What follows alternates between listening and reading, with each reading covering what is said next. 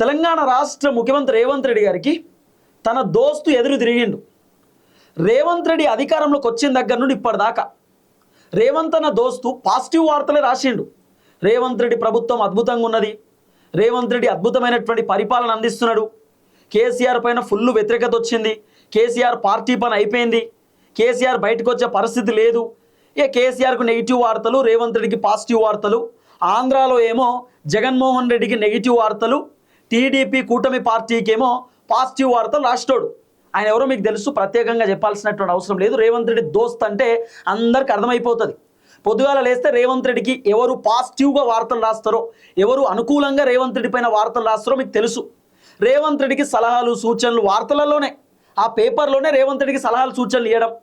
రేవంత్ రెడ్డి అద్భుతమైనటువంటి పరిపాలన, రేవంత్ రెడ్డి పైన జనాలు చాలా పాజిటివ్గా ఉన్నారు. కానీ కాంగ్రెస్ పైన ఇంత వ్యతిరేకత రావడానికి గల కారణం మంత్రులు పనిచేస్తలేరు, ఎమ్మెల్యేలు పనిచేస్తలేరు అని చెప్పి కొన్ని వార్తలు రాసేటటువంటి కార్యక్రమం చేసిన రేవంత్ రెడ్డి దోస్త్ పేపర్లో ఏమని వస్తాయి వార్తలు?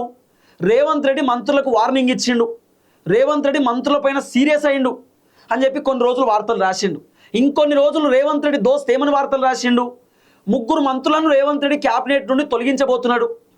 అవసరం అనుకుంటే పొన్నం ప్రభాకర్ని తీసేస్తాడు, కొండా సురేఖను తీసేయవచ్చు, జూపల్లిని తీసేయవచ్చు, కోమటిరెడ్డిని తొలగించి కోమటిరెడ్డి ప్లేస్లో వాళ్ళ తమ్ముడు రాజగోపాల్ రెడ్డిని కూడా తీసుకోవచ్చు అని చెప్పి రకరకాల వార్తలు రాసుకుంటూ వచ్చిండు. కేసీఆర్ పైన విషం జిమ్మడం, రేవంత్ రెడ్డిని దోస్తాన్ చేసుకోవడం. రేవంత్ రెడ్డి దోస్తు చేసినటువంటి కథ ఇదే. రేవంత్ రెడ్డికి రకరకాల పాజిటివ్ వార్తలు రాసిండు. ఈ 2.5 సంవత్సరాలలో రేవంత్ రెడ్డిని పొగుడుతూనే వార్తలు రాసిండు. ఏమైనా తప్పులు జరిగితే రేవంత్ రెడ్డికి సలహాలు సూచనలు కూడా ఇచ్చేది. ఇట్లా చేస్తే బాగుంటుంది, గట్లా చేస్తే బాగుంటుంది అని చెప్పి రేవంత్ రెడ్డికి సలహాలు సూచనలు ఇచ్చేది.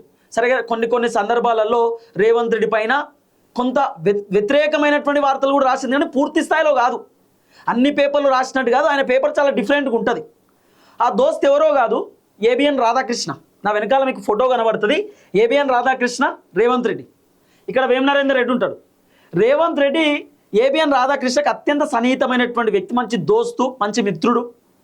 ముఖ్యమంత్రి పదవిలో కూర్చున్నటువంటి వెంటనే సీఎం అయిన తర్వాత రేవంత్ రెడ్డి రాధాకృష్ణ ఇంటికి పోయిండు, రాధాకృష్ణతో కలిసిండు, మంచిగా మాట్లాడిండు, డిస్కస్ చేసిండు.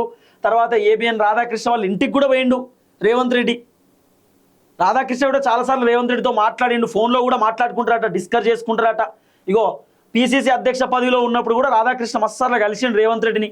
వాళ్ళు మంచిగా డిస్కస్ చేసుకునేది. చాలా ఫోటోలు ఉంటాయి ఏబిఎన్ రాధాకృష్ణ రేవంత్ రెడ్డితో మాట్లాడినటువంటి ఫోటోలు మస్తుగా ఉంటాయి.